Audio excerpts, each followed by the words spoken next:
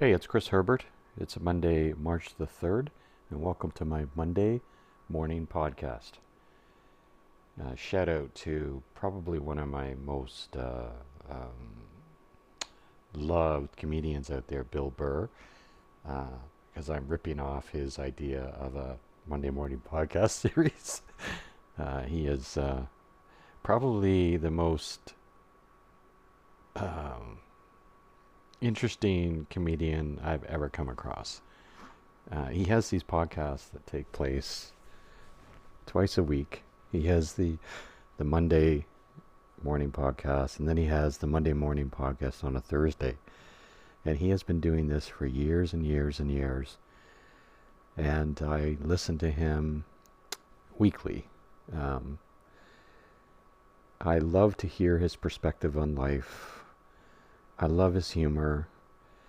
And at the fundamental core of this guy is a really decent human being.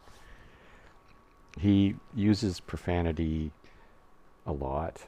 Well, let's not say a lot, but I think it would turn off some people.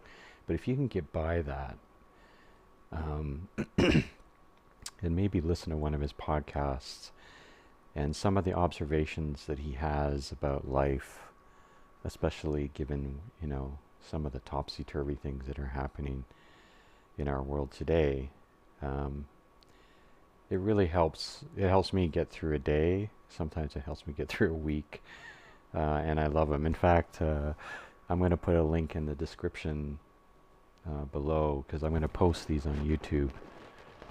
Um, he has an episode where he talks about being obsessively hounded by an autographer. And part of me was thinking, oh man, this guy's, this kid is apparently an 11-year-old kid, and this kid asked him to autograph some stuff while he was walking out of the Jimmy Kimmel show, and Bill, to his credit, went to all the autographers and you know autograph stuff, and but this kid actually followed him, ran beside his car, past the lot, where the Kimmel show is being aired, down the street, and you know, it's some people might go, "Oh my God, this person's stalking me," yada yada yada. But he saw the humor in it, and he also, even though, I guess celebrities like Bill and others can be stalked and be um, approached, by people that perhaps are less than grateful and really are shitty people. Because he did talk about the fact that somebody had like 50 things for him to autograph, and he talks about the kid actually having a lot of things for him to autograph, and Bill's sitting there saying, "Okay, well, this is probably going to sell them on eBay and make some money off of it," and he didn't begrudge the kid for it. He just thought, okay, if you want to make some money out of it, good for you. You're very enterprising, that sort of thing. And then he really thought that gave the kid credit for having persistence. So the way I relate to that in terms of my own life and to entrepreneurs in particular, because that's my core. I mean, with Bill and his podcast, Monday morning podcast, he's a comedian. It's all about comedy. Things always end up being, related to his life as a comedian. But he always has a backstory. He talks about his family. He talks about life. Sometimes he'll weigh into, key social issues. Not sometimes, quite a bit actually. And that's his raw material for his jokes. And the good comedians are all about telling jokes to help us get through things, to help us maybe see different perspectives. Very rarely are they aimed at making a certain group of people feel bad about themselves. They always want us to laugh. Anyway, so where I was going with this, with this podcast series, I don't know if it'll be, going on years from now, but I'm going to try to do this every Monday. Follow Bill's lead on this. You know, maybe someday he'll listen to this, and I can at least get to know him somehow in some way, shape, or form. Hound him like that autograph kid, maybe. Um, so I look at this through the lens of an entrepreneur first. But you know, if you think of an entrepreneur, you know, it's a tough job. I'm not to say that any of us, you know, don't have tough jobs these days. We're all are working harder and longer, it seems. Um, you know, and that's the way I'm kind of looking at this. Is this podcast going to be about entrepreneurs? So, with respect to um, Bill's story about the autograph hounder, the kid, he was enterprising, right? And he was persistent. He, you know, wanted to leverage an opportunity to the extent he could, and he didn't give up.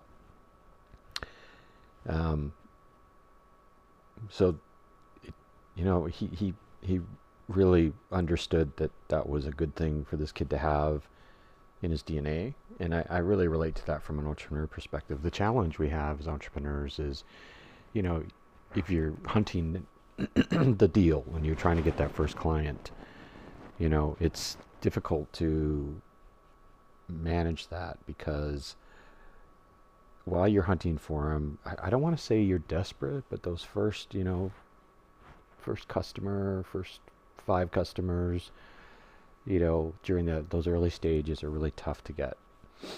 There's a lot of uncertainty in terms of whether you think you can get them potentially.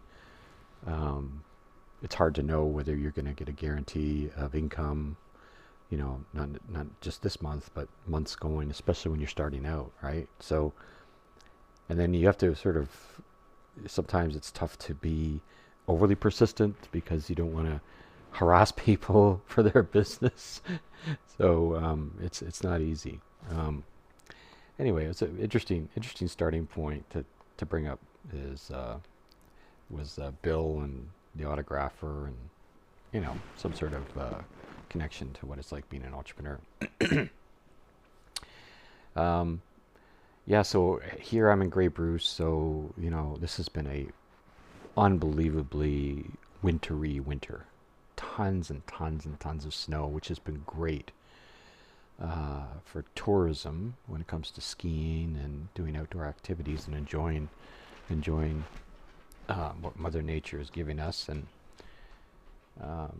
it's been great for snowmobilers.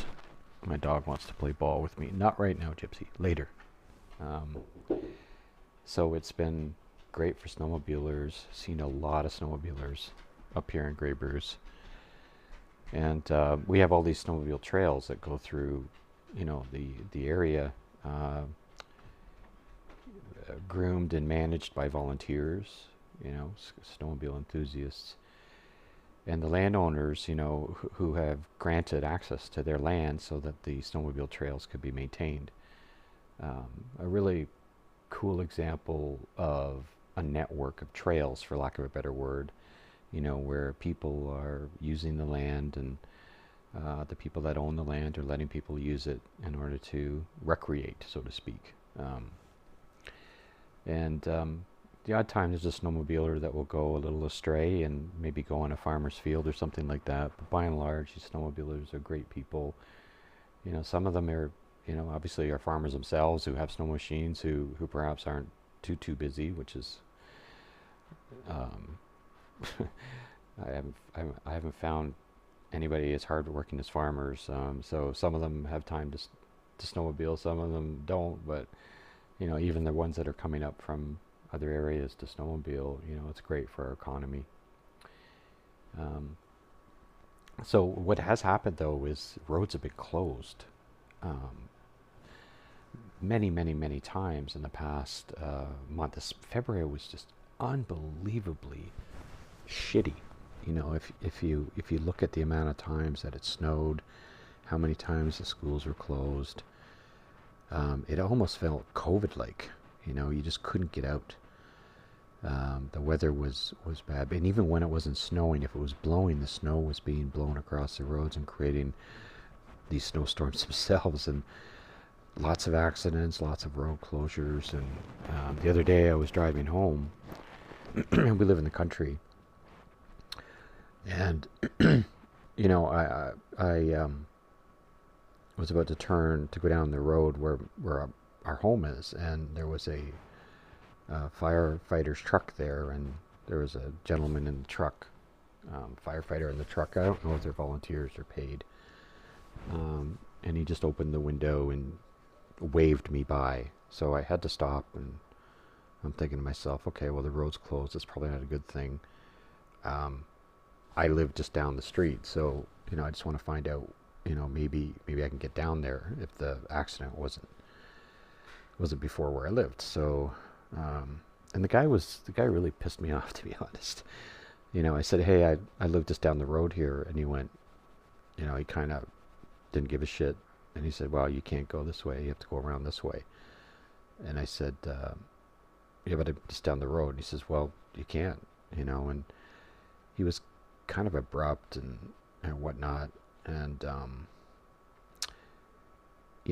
so I gave him my The Rock stare and drove away, figured a way to get home. But in the back of my mind, I was really worried that because it was so close to home that, was this somebody I knew that got in an accident? Were they okay?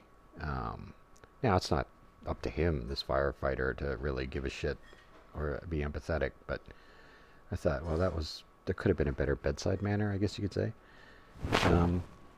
Yeah, so what's interesting is to contrast that to a couple days later where I'm going to play squash in Port Elgin, and guess what? The road's closed again, different fire department, and the firefighters out of the truck, and walking over to me as I opened my window. And he said, hey, so there's an accident down the street. Unfortunately, the road's closed. Where are you heading? And I said, well, I'm heading to Port Elgin. He says, okay, well, you just got to go around, all this sort of stuff. And, I just asked if the people were okay. He says, yeah, the people are okay, but the road's, impassable.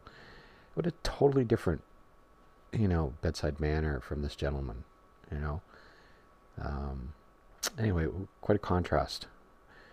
It doesn't really take a lot, to think about the other person. But maybe the other guy, where I had that bad experience, is having a bad day. I don't know.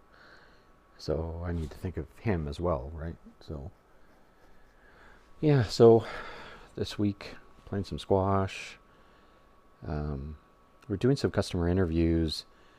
There's actually really customer interviews. They're problem discovery interviews. So I'm following a gentleman by Ash Maurya's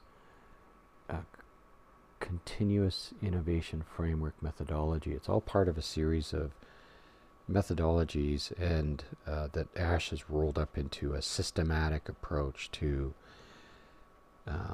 improving your chances of being successful as an entrepreneur, specifically around a startup idea and venture. And it's been eye-opening, I have to say.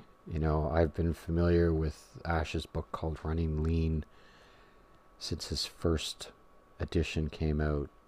I'm thinking mid 2015 or like 2010ish, 2015ish. He came out with a third edition recently, which I bought. And I've launched a rural entrepreneur accelerator called Area 81. And we were moving forwards using another really good blueprint for startups called Disciplined Entrepreneurship by Bill Burr and Paul Cheek. And I still love their process. But as I got through it, I went and took a look at Running Lean, Ash's newest edition, and the way that he was teaching other people how to implement it. And it just seemed easier for me to learn. It's something that I've been working on for the past 6 months or so now, and I'm getting certified in it. Just finished my level 2. Level 3 is in April. And I, I just think that things like discipline entrepreneurship, um, I suggest you check it out. I'll put links in the description. And Ash's Running Lean, which includes a couple of really interesting methodologies and frameworks, including his continuous innovation framework, his lean canvas map, customer factory, uh, is such a great thing for entrepreneurs to use, even experienced and established entrepreneurs, because it helps you really focus on the things that matter given the realities of today when you have to when you start a business and when you want to grow it. Yeah, so these these problem discovery interviews are really an interesting way to understand why somebody chose to do something. And I know that's kind of a nebulous concept, but if you think about an idea you have about your business, the number one thing that is going to make it successful is whether it can be customer funded, not funded through a venture capitalist or an angel investor, not funded through a loan, that sort of thing. If you can get your business customer funded as soon as possible and not rely even on friends and family or your own savings, fantastic. So Ash's methodology helps you do that. If anything, it shortcuts it to a point where you can make fairly quick decisions about whether you should move forwards. And it reduces risk, right? So we're now implementing Ash's methodologies with Area 81 members, which is, as I said, it's a accelerator focused on rural entrepreneurs' success along with their ventures. And we're just doing it for Grey Bruce right now. Grey Bruce is in Ontario, Canada. It's 2 counties. I don't remember the exact population, so I'd be guessing if I said it was more than 200,000 or 300,000. I mean, just to give you perspective in terms of one industry, in I think 2020-ish, maybe a bit later, total cash receipts just in the ag sector were north of $1 billion. Maybe close to 4,000 farmers.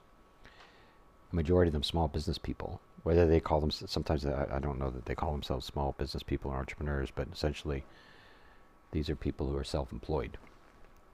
Some of them successful, some of them struggling to get by, so getting second jobs, stuff, which isn't just a reality of the ag sector, as I've learned in the past 3 or 4 years, is sometimes people are starting their own companies, their own side hustles, their own self-employment ventures because their day job doesn't pay them enough, which is sad. So the dream of being an entrepreneur and generating enough value, in this case in the form of income, is waning. And I want to change that, because there are successful entrepreneurs here in Canada. There are successful entrepreneurs in Grey Bruce, but we need more of them. And success should be defined by the entrepreneur, not by the circumstances, the economy or external circumstances that we're facing. What do I mean by that? I mean, an entrepreneur should be able to generate enough income for himself or herself, at the very least, so that they don't have to go work elsewhere. And maybe as they grow it, they can employ other people and pay them a more than fair wage, and have them help them grow the company, and then help them, and then reward them for their contributions in building the venture. That is where we need to go. Yeah, so for the next year or so, I'm going to be focused on building Area 81. It's a program under MI6. I'll be launching our one-to-one white glove service later on this quarter, just so that people understand the difference between, how we help entrepreneurs through a membership program like Area 81, or how we help entrepreneurs that want this sort of a one-to-one type of service. So the other thing that, I really think it's important that I'm focusing in on, especially this year, is getting my blood pressure down. I don't know how many people even think to take their blood pressure, to know whether their blood pressure is where it should be. So about a year ago, I had a scare where my doctor called me and said, hey, we've got to get your blood pressure done. I had done my physical, had some lab work done, and it was off the charts. I mean, I think it was like 170 over or 120 or something like that. And it was a bit scary. So I had to take some medication. I had to lose some weight. And it was, even though so I was 60 at that point, now I'm 61, the term heart disease came up in my conversation with the doctor. So it's the past year I've been monitoring it, and I've been on a seesaw battle to eat healthy, exercise, and not eat healthy and exercise. And it's kind of one of those things where you remember when you're young, you'd think, oh, I'm invincible and this can't happen to me, and I've got lots and lots of time. Well, when you get to my age, you have less time, right? But you have this habit of, thinking that you're invincible and all this happens to other people, not me, yada, yada, yada. So I've been battling that, been fighting that. So I can have a great week where I have great food, healthy smoothies, I don't eat a lot of crap, I exercise, and I do have some degree of relief, I guess, in the fact that I love to play squash. So squash burns off a lot of calories, it reduces stress, and I think it helps keep my blood pressure lower, just because it's a really good sport that beats the shit out of you, to be honest, in terms of just getting you tired. But that isn't enough either. So, if I don't play for a couple weeks, or for some reason I can't play, or my opponent cancels, the default would be, okay, we'll get on the elliptical and do some exercise and, stick to the plan, right? But it's so easy to reach into the cupboard and grab 4 or 8 Fudgios or a box of Cheez-Its and chow down, while you're sitting there watching something on Netflix. Yeah, so I guess my theory here is, if I can maybe tell the world a little bit about what I'm doing to get healthier, maybe that would make me more accountable. Who knows? So if this is deleted after a week on YouTube, yeah, that's a bad idea, right? So I think that's good for today. I mean, Bill's podcasts go for hours. I mean, he just keeps going and chatting. But I think, this is what I wanted to say today, what was top of mind. I think I'll continue to do these and see what happens. I like Ash's approach. I was talking about it earlier. He does these things in 90-minute tests, or 90-day tests. I'm not sure what I'm testing. But I do want to have an outlet, I guess, to share my thoughts. I post a lot on the MI6 site about primarily marketing, entrepreneurship, venture development. I'm really big on sustainable development goals, SDGs. I think, those things that were identified by the UN the Sustainable Development Goals, of which there are 17 and about 167 targets,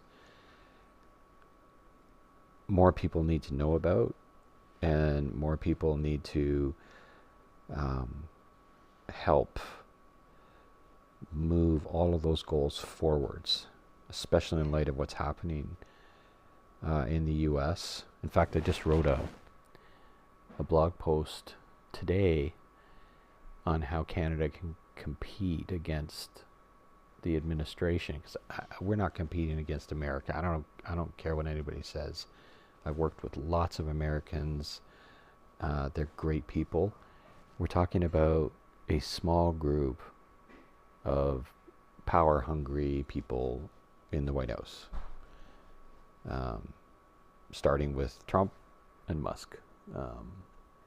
Anyway, so my article is really about how we could potentially compete against the administration and some of the policies that they're enacting, such as tariffs. And this has to do with potash, and that, the implications it can have for agriculture and mining. So the reason why I bring that up is, these rants and chats and stuff that I'm talking about on the Monday morning podcast, sometimes it will be serious stuff, sometimes it will be personal stuff, sometimes it'll be professional stuff, sometimes it'll be funny stuff, sometimes sad stuff, it can't be a journal. That's too, I'd have to turn in my man card and call it a journal. The closest analogy I can think of is, if I wanted to get sort of geeky, is a captain's log, stardate type of thing. But this is purely inspired by Bill. His weekly podcast, or bi-weekly podcast, I guess it does a lot for me. And I don't know, maybe some of these things can be helpful for you. I don't know. I think the guy is onto something by sharing his thoughts, helping people know that, what you see and hear in the mainstream media, and, the bad news people, like bad news travels fast, right? There's a lot of bad news, and for some reason we're kind of wired to be drawn to bad news, as opposed to good news. But it's so refreshing to hear, especially through podcasts, people talking, and trying to make sense of things. And I honestly believe that by and large, humanity is built around good people.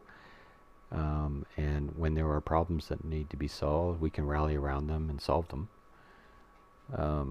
Even if they're just small problems, which is, hey, we need some donations at the local homeless shelter, all the way to, hey, we've got to do something about climate change, equality, that sort of thing. So we just need more voices, more people out there that are out there that care,